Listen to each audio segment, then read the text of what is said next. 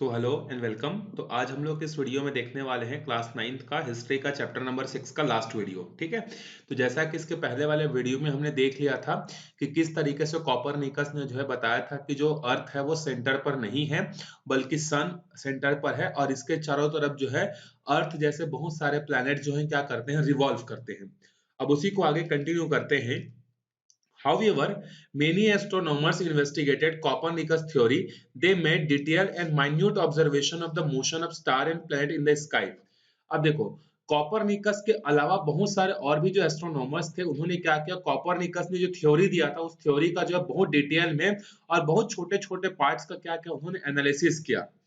Prominent among them was Tycho Brahe, who set up an observatory in Denmark. और उनके जो theory है, उन्होंने जो थ्योरी लिखी थी, जो बुक लिखी थी, उनको डिटेल में स्टडी करने के लिए टाइको ब्रेह ने जो है क्या किया, डेनमार्क में जो है एक लैब सेटअप किया, एक लेबोरेटरी सेटअप किया, जहां पर उसने बहुत सारे एक्सपेरिमेंट किए। Here, new methods were used to observe the planet and calculate their motion. Another astronomers, Johannes Kepler, examined these findings and made his own detailed calculation and observation. अब देखो, टाइको ब्रेह ने क्या किया, डेनमार्क के एक जगह पर जो है एक लेबोरेटरी किया, जहां पर उसने क्या किया, प्लेनेट का, स्टार का, सारे मोशंस को जो है उन्होंने क्या किया, डिटेल से कैलकुलेट किया।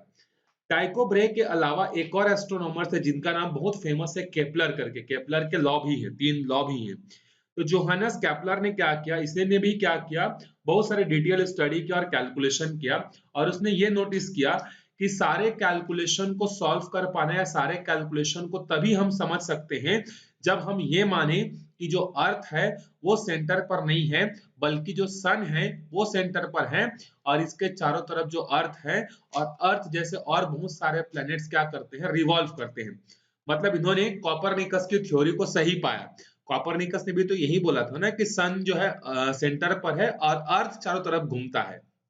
जबकि अदर लोगों का बिलीफ क्या था, कि अदर लोगों का बिलीफ ये था कि जो अर्थ है वो सेंटर पर है और सन अर्थ के चारों तरफ रिवॉल्व करता है। ठीक है, जो कि इसके भी एक्सपेरिमेंट से, केपलर के एक्सपेरिमेंट से गलत साबित हुआ। However, Copernicus had erred in one respect. He said Earth followed a circular path while orbiting the Sun. Kepler's calculations showed that the orbital path followed by the Earth was not circular but elliptical. देखो, Copernicus की बहुत सारी बातें सही हुई, लेकिन Copernicus की जो एक बात वो गलत हो गई। वो बात क्या है, उसने बोला था कि सन जो है सेंटर पर है और अर्थ इसके चारों तरफ जो है सर्कुलर पाथ में घूमता है। ये हमारा अर्थ है और अर्थ जो है सर्कुलर पाथ में घूमता है। लेकिन कैपलर ने अपने कैलकुलेशन में क्या पाया कि सन जो है सेंटर पे तो होता है, बिल्कुल सही है, लेकिन जो अर्थ वो सर्कुलर पाथ में ना घूमकर वो इस तरीके से इलिप्टिकल पाथ में घूमता है। इस तरीके का जो शेप होता है उसको इलिप्टिकल शेप बोलते हैं, मतलब अंडे जैसा शेप होता है। ठीक है, इसी तरीके से इलिप्टिकल शेप में जो है अर्थ जो है क्या करता है, रोटेट करता है, ना कि सर्कुलर। ये उसने गलत बोला था, जिसको करेक्ट किया किसने, कैपलर ने।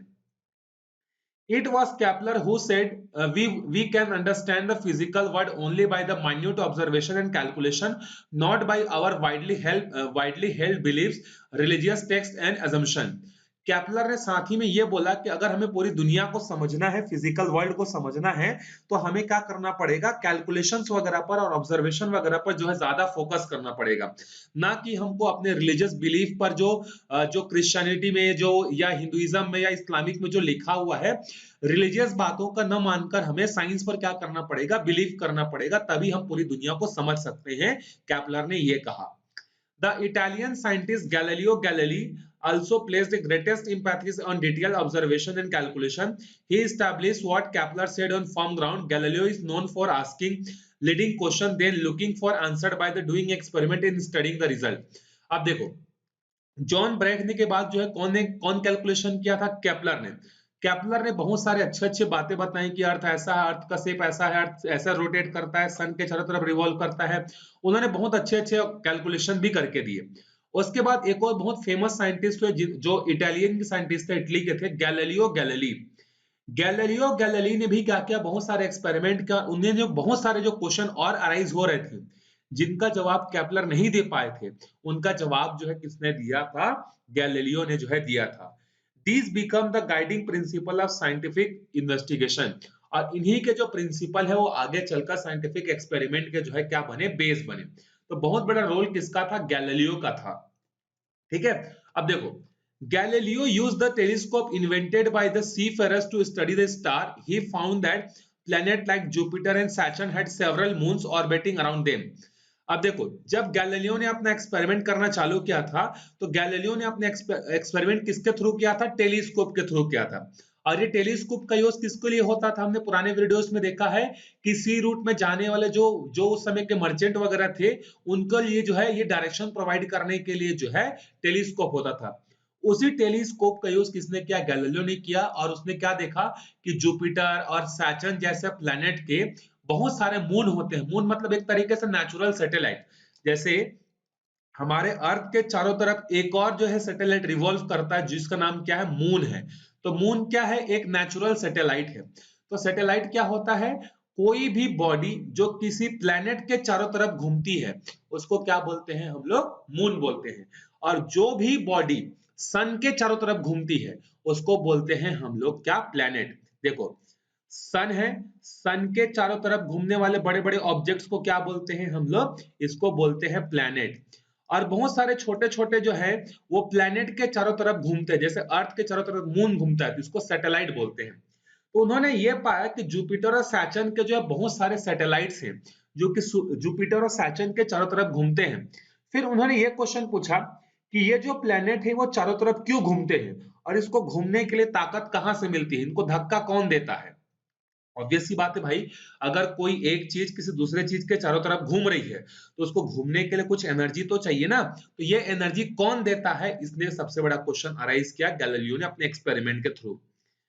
He did many experiments to find out why objects move and why they stop. For example, he dropped heavy and light objects together from a height to see if they fell together or if there was any difference in their motion. और उन्होंने इस question का answer समझने के लिए बहुत सारे experiment किए। जैसे कि दो अलग अलग मतलब दो अलग अलग हैवी बॉडी को क्या क्या उन्होंने ड्रॉप किया, मतलब एक हल्का चीज को और एक भारी चीज को। दोनों चीज को जो है उन्होंने क्या क्या एक ही हाइट से जो है जमीन पर फेंका। मतलब ये 10 मीटर अगर हाइट है, तो 10 मीटर से हैवी ऑब्जेक्ट को भी और लाइट ऑब्जेक्ट को भी दोनों को फेंका। और उन्होंने देखा कि क्या दोनों एक साथ जमीन को टच करते हैं, क्या दोनों के जमीन को टच करने में डिफरेंस है। बहुत सारे ऐसे एक्सपेरिमेंट किए उन्होंने। He also dangled an object from a thread and the observed its motion as it swung to and fro. इसके अलावा उन्होंने एक धागे से क्या किया, एक ऑब्जेक्ट को बांधा और उस बांधने के बाद इसको ऐसी इस तरीके से मोशन, जैसे पेंडुलम मोशन करता है ना, इस तरीके से इसको मोशन करने के लिए छोड़ दिया। इस मोशन को बोलते हैं टू एंड फ्रो मोशन। उन्होंने टू एंड फ्रो मोशन भी किया, बहुत सारे एक्सपेरिमेंट किए। He rolled ball on the floor to see at which angle or on what kind of floor they rolled the furthest. इसके अलावा उन्होंने क्या किया, अलग अलग टेबल पर, जिस तरीके से फ्लैट टेबल है, फ्लैट टेबल पर एक बॉल को छोड़ा और उन्होंने देखा कितना स्पीड से आगे जाता है। फिर इसको इन्होंने एंगल बना दिया, अगर एंगल बनाएंगे तो और फास्ट जाएगा। फिर इन्होंने इस तरीके से और एंगल बनाया। फिर और भी बहुत सारे इसने एक्सपेरिमेंट किए, अलग अलग एंगल्स पर बॉल को ड्रॉ करने से किस तरीके से जो है क्या होता है, मूव होता है। और अपने सारे एक्सपेरिमेंट को करने के बाद वो एक कंक्लूजन पर पहुंचे, और वो कंक्लूजन क्या था कि कोपरनिकस की सारी बातें क्या है, सही है, उनमें कोई भी गलतियां नहीं है। The church was not happy with the sun replacing the earth at the center of the universe. लेकिन अब ये सारे एक्सपेरिमेंट जो हो रहे थे, इनके कंक्लूजन धीरे धीरे सबको पता चलते जा रहे थे। लेकिन ये बात जो है चर्च को पसंद नहीं आ रही थी। क्यों नहीं आ रही थी? क्योंकि चर्च वाले पहले ये बोलते थे कि जो सन है वो अर्थ के चारों तरफ घूमता है। लेकिन कॉपरनिकस हो गया, कैप्लर हो गया, गैलीलियो हो गया, इन सब ने क्या बोला, उल्टा बोला कि नहीं भाई, सन के चारों तरफ अर्थ घूमता है। तो ये बात उनको पसंद नहीं आई। और गैलीलियो ने जो किताब लिखी थी अपने एक्सपेरिमेंट के बेसिस पर, उस बुक को क्या करवा दिया उन्होंने, प्रेशर डाल को जो है बैन करवा दिया। इसके अलावा जो है गैलीलियो को एक्सपेरिमेंट करने से मना कर दिया गया। ये सारी जो है उन पर जो है क्या किया गया, प्रेशर जो डाला गया, ताकि ये रिलीजियस बिलीफ को जो है ब्रेक ना कर सके। लेकिन फिर भी गैलीलियो ने क्या किया, चोरी छुप के कहीं कहीं पे जा जाकर जो है उन्होंने क्या किया, अपना साइंटिफिक कैलकुलेशन जारी रखा, जबकि चर्च का प्रेशर था फिर भी। और इसी के कारण हम लोगों ने पढ़ा है, the English scientist Isaac Newton proposed his famous theory of gravity and motion of astronomical bodies on the basis of discoveries of Kepler and Galileo's Newton works unheard in the new age where science was accorded with the highest esteem। और इन्हीं Kepler Galileo के experiment को observe करके Newton ने क्या किया, gravity बताया कि कोई भी ऑब्जेक्ट ऊपर से छोड़ने से नीचे क्यों आती है। तो न्यूटन ने बताया कि अर्थ के पास एक ऐसी ताकत होती है जिसके कारण से वो ऑब्जेक्ट को खींचता है। इसी ऑब्जेक्ट के कारण जो मून जो होता है, जैसे हमारे अर्थ के चारों तरफ मून घूमता है, तो मून क्यों घूमता है, ग्रेविटी के कारण घूमता है। जुपिटर और सैटर्न के चारों तरफ बहुत सारे सैटेलाइट क्यों घूमते हैं, ग्रेविटी के कारण। और इसी ने पूरी साइंस में फील्ड में जो है एक रिवॉल्यूशन ला दिया कि न्यूटन ने जो है 3 लॉज दिया, उसके बाद अब रिलीजियस बिलीफ कम होने लगा, अब लोग साइंस पर जो है ज्यादा क्या करने लगे, बिलीव करने लगे। We have seen how a new science was born in early modern era. After being freed from the bonds or religious microscopic, this new science was not based on the assumption but on the experiment and mathematical proofs. Newton ने जब अपना law दिया तो इस तरीके से science के field में एक नया रिवॉल्यूशन आया। अब लोग जो है किसी भी बात को बिना प्रूफ के, बिना एक्सपेरिमेंट के जो है मानते नहीं थे, उनको प्रूफ चाहिए था। इस तरीके से धीरे धीरे जो है इन्वेस्टिगेशन आगे बढ़ा। और अरस्तु ने जो बातें बोली थी सबसे स्टार्टिंग में, अरस्तु की बातें क्या थी कि पृथ्वी जो है क्या करता है, सन के चारों तरफ घूमता है, हमारा अर्थ सुपीरियर है, वो सारी बातें जो है अरस्तु की जो है धीरे धीरे क्या होने लगी, गलत साबित होने लगी। तो आते हैं अपने लास्ट टॉपिक पर, maritime expedition and geographical discoveries. अब जब एक तरफ साइंस में इतने सारे डेवलपमेंट हो रहे थे, तो वहीं पर जो है दूसरे फील्ड में क्या डेवलपमेंट हो रहा था, लोग अलग अलग कंट्रीज को ढूंढने निकलते थे। ठीक है, जैसे देखो, at the time when Copernicus, Galileo and other scientists were conducting their investigation, sailors from Europe were closing to the ocean to find the new sea land to new world। जहां पर ये सारे गैलीलियो और other scientist, Copernicus जो है क्या कर रहे थे, अपना इन्वेस्टिगेशन कर रहे थे, वहीं पर जो सेलर्स थे, सेलर मतलब होता है जो जहाज चलाने वाले होते थे या जहाजों पे जो है घूमने वाले लोग होते थे, वो क्या करते थे, एक ओशन को क्रॉस करके दूसरे ओशन में जाते थे और नए नए कंट्रीज के बारे में जो है क्या करते थे, खोजते थे। ठीक है, they seldom ventured into the deep ocean। The main reason was they did not have any map of sea which could help them to find their way। Starting में क्या होता था, ये जो भी सेलर्स जो होते थे वो समुद्र के आसपास, मतलब जैसे ये मान लो उनका कंट्री है और यहाँ पर बहुत सारा सी बहुत बड़ा, तो वो क्या करते थे, पहले के जो सेलर्स जो होते थे वो आसपास ही घूमते रहते थे, क्योंकि उनके पास कोई मैप तो था नहीं कि हम लोग यहाँ से निकलेंगे फिर अटलांटिक ओशन को क्रॉस करेंगे, इंडियन ओशन को क्रॉस करेंगे तो हमें इंडिया मिलेगा, पाकिस्तान मिलेगा या चाइना मिलेगा, उनको पता नहीं था। तो वो क्या करते थे, बिना मोटिव के जो है क्या करते थे, मतलब मोटिव तो था उनका कि नए नए जगह को ढूंढना है, नया नया रास्ता ढूंढना है, लेकिन कौन से जगह को ढूंढना है ये नहीं पता था। लेकिन फिर भी वो क्या करते थे, रोज निकलते थे और नए नए जगह की तलाश में जो है वो हमेशा वर्क करते रहते थे।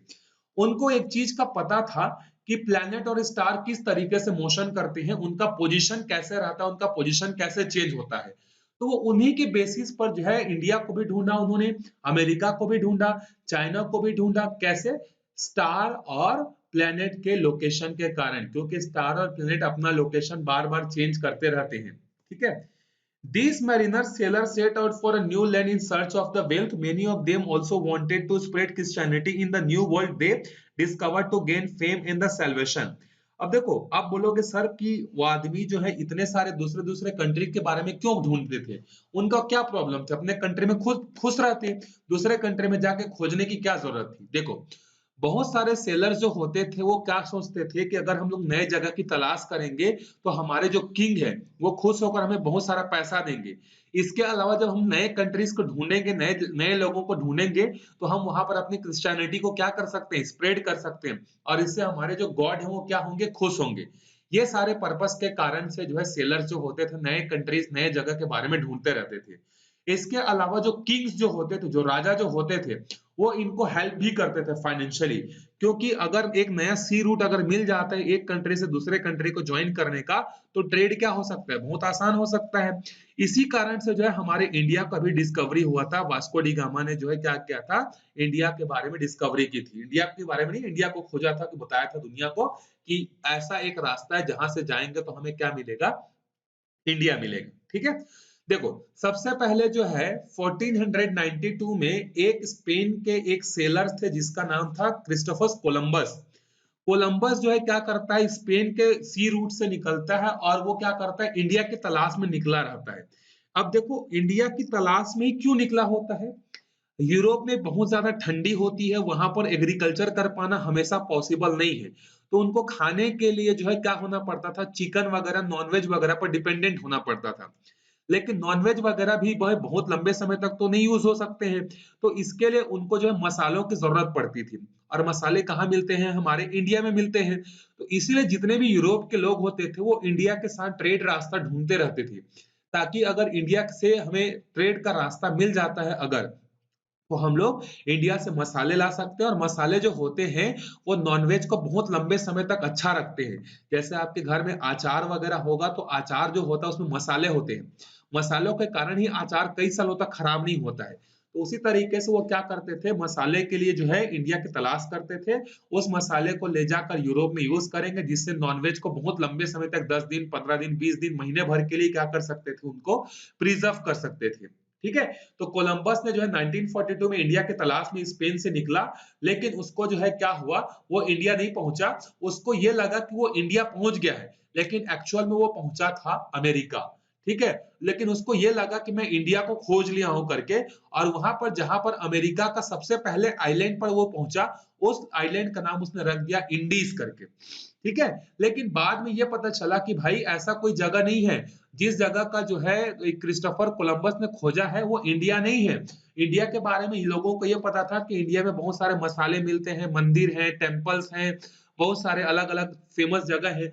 लेकिन वहां पर जिस जगह पर इन्होंने कोलंबस को ढूंढा था, कोलंबस ने जिस जगह को ढूंढा था, वहां ना तो टेम्पल थे ना तो मसाले मिलते थे। तो फिर बाद में एक और जो है पोर्तुगीज नेविगेटर आए, जिसका नाम था अमेरिगो वेस्पुक्की। अमेरिगो वेस्पुक्की ने क्या किया था, अमेरिगो वेस्पुक्की ने जो है क्या बोला कि देखो भाई, कोलंबस भाई साहब ने जो जगह ढूंढा वो इंडिया नहीं है, बल्कि वो एक नया जगह है। और इन्हीं के नाम पे जो है अमेरिका पड़ा नाम, जो आज हम लोग यूएसए बोलते हैं ना, जिसका नाम अमेरिका है। तो अमेरिका किसके नाम पे पड़ा, अमेरिगो वेस्पुक्की के नाम पे। ठीक है। लेकिन अमेरिका का एक्चुअल नाम इसके नाम पर रखा गया है। लेकिन अगर आपको एग्जाम में पूछा जाएगा कि अमेरिका की खोज किसने की थी, तो आप क्या बोलोगे, कोलंबस ही बोलोगे। ठीक है। भले उसने नाम नहीं रखा, लेकिन उसने नए जगह का खोज किया था।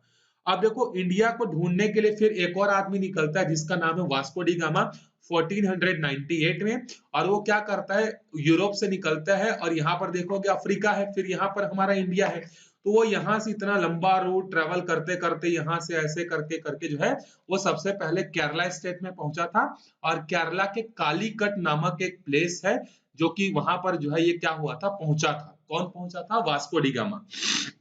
जहां पर उस समय केरल का जो एक रूलर था, एक किंग था, जिसका नाम था जिमोरिन, जमोरिन। ठीक है। जमोरिन ने क्या किया था, उसका जो है वेलकम किया था। क्योंकि कोई भी अगर आदमी बहुत दूर से खोजते खोजते एक नया जगह पर पहुंचता है, तो लोग एक्साइटमेंट होते हैं एक दूसरे के बारे में जानने के लिए। तो वास्को डी गामा ने फाइनली 1498 में क्या किया था, इंडिया की डिस्कवरी की थी। और सबसे पहले कौन से जगह पर पहुंचा था, केरल के कालीकट नामक जगह पर। अब आपको एक क्वेश्चन का आंसर मिल गया होगा, कौन सा क्वेश्चन, कि सारे के सारे यूरोप के लोग इंडिया को ही क्यों ढूंढते थे, क्योंकि इंडिया में मसाले मिलते हैं, और मसालों का यूज नॉनवेज को प्रिजर्व करने के लिए किया जाता है। और जब वास्को डी गामा 1498 में आता है, तो इंडिया से जो है वो ये आता है, उस समय जब आता है 4 शिप में आता है, 4 शिप में 170 लोगों को लेकर आता है। ठीक है। लेकिन जाते समय सिर्फ 53 लोग बचते हैं। क्यों, क्योंकि बाकी सारे लोग जो होते हैं, उतना दूर का ट्रेवल करते करते कई लोगों को बीमारी हो जाती है, कई लोग जो है क्या होते हैं, मर जाते हैं।